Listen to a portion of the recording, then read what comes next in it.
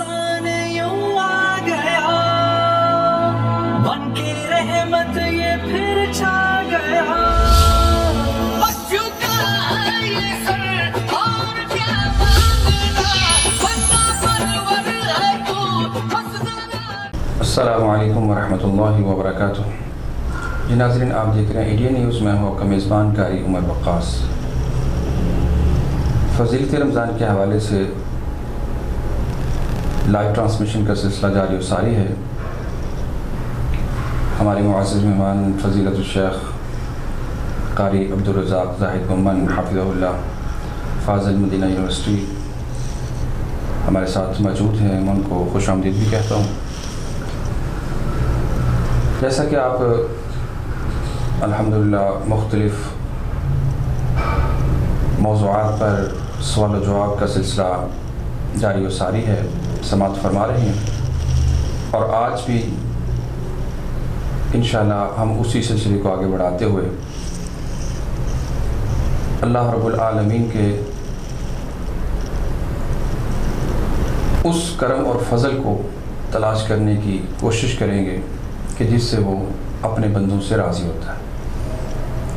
यकीनन वो तौबा और इस्तिग़फ़ार है। आज हम अपने मुअज़्ज़ज़ मेहमान से जानेंगे कि इस्तिग़फ़ार के फ़वाइद क्या हैं, इस्तिग़फ़ार कब, कहाँ और कैसे करना चाहिए, किन औक़ात में अल्लाह से माफ़ी मांगनी चाहिए, उसका खुशू और खुज़ू और दीगर मसाइल उस हवाले से अपने मुअज़्ज़ज़ मेहमान से जानते हैं। जी अस्सलामु अलैकुम वरहमतुल्लाहि वबरकातुहू। बहुत बहुत शुक्रिया कारी साहब। बिस्मिल्लाहि वल्हम्दुलिल्लाहि वस्सलातु वस्सलामु अला रसूलिल्लाह व अला आलिहि व सहबिहि व मन वलाहु व बाद। कारी साहब, इस्तिग़फ़ार एक वसी मौदू है। इस पर इतने मुख्तसर वक्त में तो बात नहीं हो सकती। मैं सिर्फ़ इसका एक पहलू आपके सामने रखूँगा और वो है इस्तिग़फ़ार के फ़वाइद। ज़ाहिर सी बात है, बतौर मुसलमान हमें किसी भी मौदू पर दीनी हवाले से अगर रहनुमाई चाहिए तो कुरान व हदीस की तरफ हम रुजू करेंगे। अपने नादरीन की आसानी के लिए मैं ये अर्ज़ करना चाहूँगा कि ये जो फ़वाइद मैं आपकी खिदमत में रख रहा हूँ, इनमें एक एक फ़ायदा अपनी अपनी जगह पर तवील गुफ्तगू मांगता है।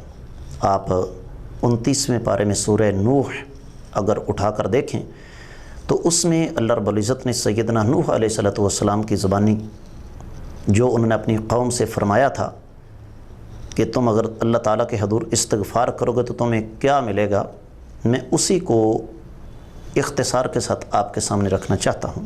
पहला फ़ायदा तो ये है कि जब इंसान अल्लाह ताला के हज़ूर इस्तिग़फ़ार करता है तो युरसिलिस्समाअ अलैकुम मिदरारा, रब्बे कायनात रहमत की बारिश नाज़िल फरमाते हैं। बारिश रहमत भी होती है और ज़हमत भी। अब ये हम फ़ैसला करें कि हम रहमत के हक़दार हैं या कि नहीं। ये बेमौसम की बारिशें जो हो रही हैं इनके बारे में ख़ुसूसी तौर पर तवज्जो देने की ज़रूरत है। इसी तरीके से दूसरा फ़ायदा ये होता है कि अल्लाह ताला उस रहमत की बारिश के ज़रिए रिज़्क़ के दरवाज़े खोलते हैं। यही बारिश अगर एक हद से ज़्यादा हो जाए तो रिज़्क़ के दरवाज़े बंद भी हो जाते हैं। तीसरा फ़ायदा ये है कि जब इंसान अल्लाह ताला के हज़ूर सच्चे दिल से तौबा इस्तिग़फ़ार करता है तो अल्लाह ताला रिज़्क़ ही अता नहीं करते बल्कि माल में भी बरकत अता फ़रमाते हैं और औलाद में भी अल्लाह ताला बरकत अता फ़रमाते हैं। तौबा तो वैसे भी सच्ची होनी चाहिए, जैसे तौबू इलल्लाहि तौबतन नसूहा। जी बिल्कुल, और उसकी 6 शर्तें हैं, वो इंशाल्लाह फिर किसी वक्त हम बात करेंगे। फ़िलहाल फ़वाइद की बात हो रही है।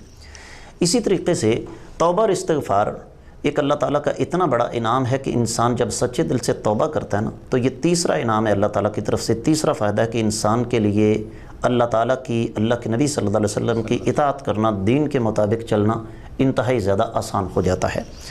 चौथा फ़ायदा ये है कि अल्लाह ताला से हम डरते ज़रूर हैं लेकिन अल्लाह ताला से मोहब्बत भी करते हैं। तो जब इंसान सच्चे दिल से तौबा करता है ना, तो होता यह है कि वो जो एक वहशत इंसान पर मायूसी की कैफियत तारी होती है ना, मुसलमान का अक़ीदा खौफ और उम्मीद के दरमियान होता है। मुसलमान अल्लाह की रहमत से मायूस नहीं होता, तो वो मायूसी वाला सिलसिला ख़त्म होके इंसान के दिल में अल्लाह रब्बुल इज़्ज़त की जो मोहब्बत है वो बढ़ जाती है।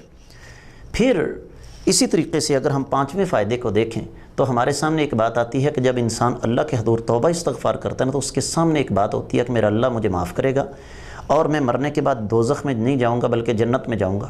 تو جنت کی نعمتوں کو سامنے رکھ کے اس کے سامنے دنیا کی یہ زندگی بڑی حقیر سی ہو جاتی ہے۔ اور آپ کو پتہ ہونا چاہیے یہ معرفت کی بات ہے کہ انسان دنیا کو حقیر سمجھے، یہ انبیاء کا شیوہ ہے، صالحین کا شیوہ ہے۔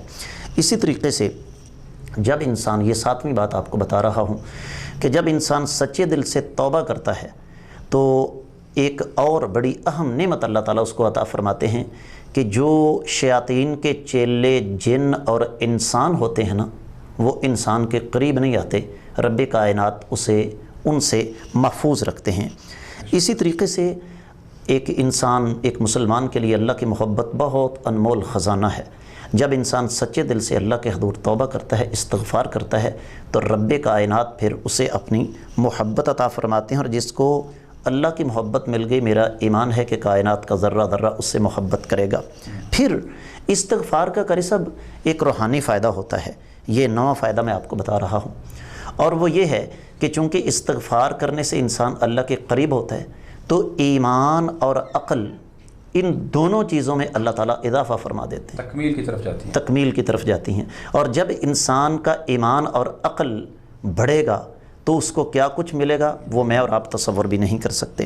10ویں فائدے کی طرف آتے ہیں، اور وہ یہ کہ دلچسپ بات یہ ہے کہ مسلمان کو کبھی سٹریس ہو ہی نہیں سکتا، ڈپریشن ہو ہی نہیں سکتی، اور آج زیادہ تر مسلمان ڈپریشن کا شکار ہیں۔ وجہ کیا ہے؟ سبب کیا ہے؟ کہ ہم نے اپنے اللہ سے تعلق توڑ دیا۔ استغفار کی یہ قاری صاحب جو ایک 10ویں برکت نازل ہوتی ہے نا وہ یہ ہے کہ انسان ڈپریشن سے نکل جاتا ہے، غم دکھ ٹینشن ختم ہوتی ہے۔ میں ایک مثال سے بات کو واضح کروں گا۔ دکھ تکلیفیں پریشانیاں زندگی کا حصہ ہیں، لیکن جو انسان استغفار کو لازم پکڑتا ہے نا، یہ نہیں کہ اس پر دکھ پریشانیاں آتی نہیں، عزیز و اقارب فوت ہوتے ہیں، بیٹیاں بیٹے فوت ہوتے ہیں، لیکن وہ رب کائنات کے فضل سے ان پر صبر کرتا ہے۔ اسی طریقے سے 11واں فائدہ اس کا یہ ہے کہ توبہ استغفار کرنے سے انسان کا بدن ہلکا پھلکا ہو جاتا ہے، انسان ایک غیر معمولی حد تک اپنے آپ کو خوش باش محسوس کرتا ہے۔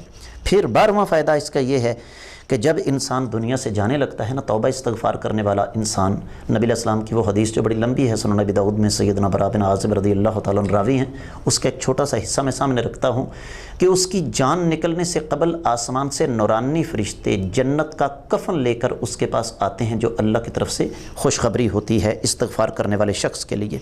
پھر 13واں فائدہ یہ ہے کہ جو انسان اللہ کے حضور سچے دل سے توبہ استغفار کرتا ہے، قیامت والے دن شدید گرمی کے وقت نہ صرف یہ کہ اسے آرام راحت ملے گی بلکہ اللہ کے عرش کے سائے کے نیچے ہوگا۔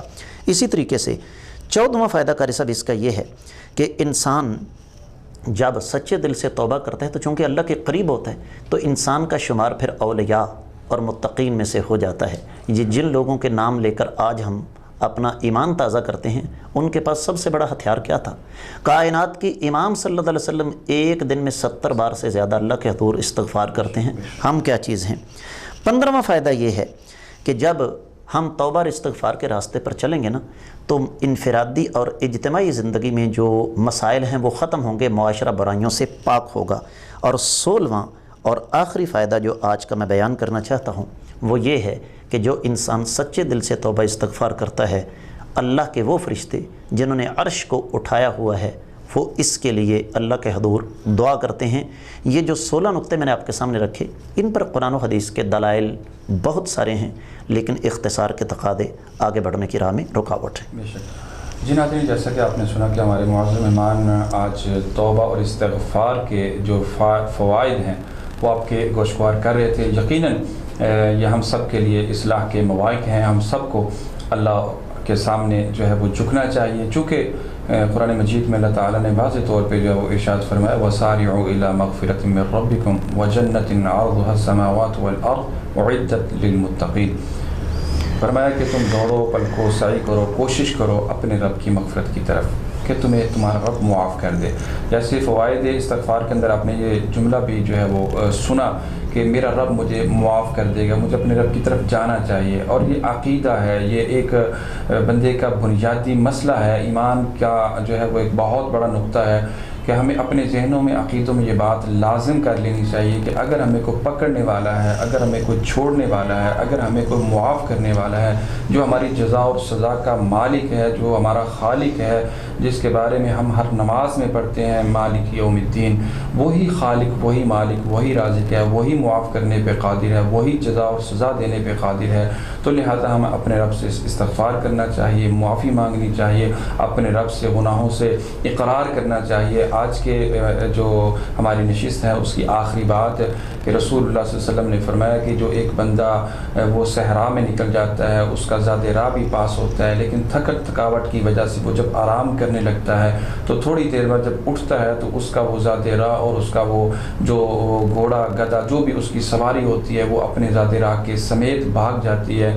تو وہ بندہ پریشان ہوتا ہے, اتنا پریشان ہوتا ہے کہ اب یہاں سے میں چل کے جا بھی نہیں سکتا, مجھے یہاں پہ کوئی پا بھی نہیں سکتا, میں کسی کو یہاں پہ بلا بھی نہیں سکتا, تو بس اب میں اپنی زندگی کے ایام جو ہے وہ پورے کر سکتا ہوں. لیکن وہ جب اسی امید میں دوبارہ اس کی آنکھ لگ جاتی ہے, دوبارہ جب اٹھتا ہے تو دیکھتا ہے کہ اس کی سواری بھی پاس موجود ہے, اس کا سامان بھی پاس موجود ہے, تو وہ خوشی کے اندر آ کے جو اس نے جملہ بولنا ہوتا ہے اس کی بجائے وہ الٹ بولتا ہے, وہ کہتا ہے کہ اے اللہ تو میرا بندہ, میں تیرا رب. یعنی وہ خوشی کی انتہا کو بہت زیادہ کراس کر جاتا ہے. لیکن اللہ فرماتے ہیں جتنی اس بندے کو وہ ذات راہ اور سواری ملنے سے خوشی ہوئی, مجھے اس سے بڑھ کر اس وقت خوشی ہوتی ہے جب بندہ گناہ کر کے, غلطی کر کے, بندہ کوئی نہ کوئی وہ جو ہے وہ میرے سے خطا جو اس کی ہو جاتی ہے کہ وہ میری خطا کر ڈالتا ہے, میری نافرمانی کر ڈالتا ہے, جب وہ مجھ سے معافی مانگتا ہے تو اس بندے سے کہیں زیادہ مجھے اس وقت خوشی ہوتی ہے. تو لہٰذا آج ہمیں رجوع اللہ کرنا چاہیے, توبہ اور استغفار کرنا چاہیے, صبح و شام ہمیں اللہ سے معافی کا طلبگار رہنا چاہیے. انشاءاللہ نئے پروگرام کے ساتھ اور نئے موضوع کے ساتھ جلد آپ سے ہم کریں گے ملاقات. ہمارے پروگرام کو اگر آپ سمجھتے ہیں کہ یہ اس کا بہت اچھے فوائد آپ تک پہنچ رہے ہیں تو ہمارے اس پروگرام کو, ہمارے ان نشستوں کو دوسرے لوگوں تک پہنچانے کا ذریعہ بنیں, دوسرے لوگوں تک پیغام کو پہنچائیں. ہمارے جو مزید پروگرامز ہیں ان کو سرچ کرنے کے لیے, دیکھنے کے لیے ہماری ویب سائٹ www.ednpk.tv کو وزٹ کیجئے. دیکھتے رہیے ایڈین نیوز. اللہ حافظ.